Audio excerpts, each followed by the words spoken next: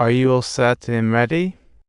Mike floors the accelerator and speeds straight into the territory of the white gang, causing Peter to look utterly bewildered, convinced that it was an old grudge coming back to haunt them all. After a few dialogues, Mike realizes the white gang leader wants a favor, leaving him in a pickle. He warns Peter, hey, I'm an old school legend from Kingston. You'd think gang leaders would stir his past. Mike grew angrier, so he decided to see his prison pals. He wanted everyone to know who really runs the show. But oh no, two curry heads were too caught up to realize the unexpected mess they were in. They had no idea the leader just poked the bear named Mike, and now they were about to get schooled. Mike set the record straight. Everything you own is now mine. You want to ask questions? That'll cost you. And that was the end of that, with the gang leaders still hanging out in the special room. However, with no boss around to call the shots, the playground turned into a free-for-all. One thing led to another, and fighting broke out. Mike used tear gas, but it was ineffective.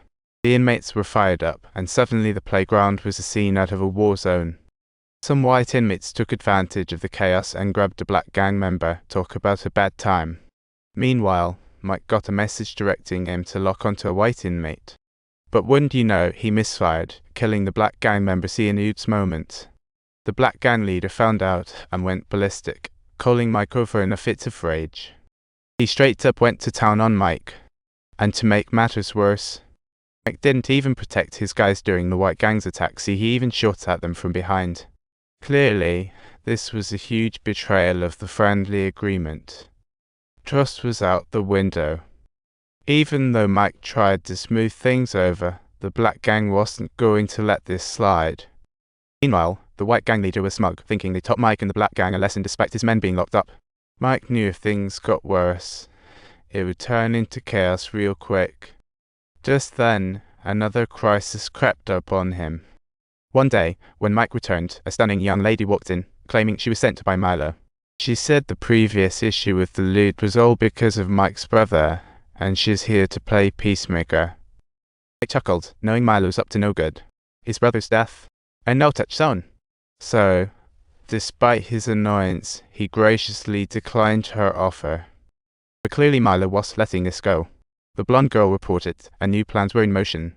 One day, Kara had a light bulb moment and thought of a new idea. She seized the blonde girl and raised a factory tool, ready to teach her a lesson. The blonde girl, all bruised up, appeared before Mike again, and he thought this was just a prank. But guess what? This heroic rescue routine actually worked, surprisingly effectively. As Mike saw the girl's tiny hand almost broken, he couldn't contain his rage any longer. He knew if he didn't show Kara who's boss, they'd think he's nothing but a fool. So he gathered his crew, had them put on their badges, and stormed into the bar like a boss. The moment he spotted clueless Kara, Mike didn't waste words and simply kicked her chair over. His buddy stood guard, keeping a close watch to ensure that no one interrupted. Mike swiftly taught Kara a lesson, warned her to keep quiet, then leisurely cleaned his weapons. When they got back, the blonde girl recounted her tragic tale to Mike, making it quite emotional. She had been sold to the gang at just 15, and under Milo's control she entertained dozens of judges in just a few years. To rescue her, Mike decided to get her into witness protection, but just as she was identifying high-profile targets, Mike got a call from Milo. Milo expressed his desire to meet Mike, scheduling their meeting for an hour later, specifically in the park. When Mike arrived at the park, he saw a woman on a video call, and suddenly Milo had a condition.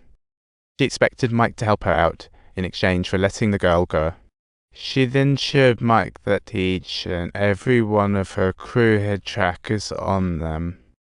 This freaked Mike out, so he rushed back to the office, only to find an abandoned school bus buried on some remote road. The crew planned to investigate the bus, but a horrific stench hit them like a brick wall, making everyone gag. Inside the bus were 26 decaying bodies, a gift from Mike he never expected. Meanwhile, inmates were staging a hunger strike due to extended confinement. The warden caught wind of this and urgently called in the gang leader to negotiate. In a bid to calm the situation, the warden decided to ease his grip on them. Meanwhile, Milo's crew took the girl to the White Gang's territory, gifting her like a prize trophy. After a round of hospitality, the White guys told her they'd be sending her off to some friends. However, her fate took a wild turn heading back home. They mistakenly entered the Black Gang's territory due to road issues. The Black Gang didn't take kindly to intruders, and let's just say, it was game over for them. The Black Gang wasn't kind to intruders, game over for them. Thanks for watching, subscribe.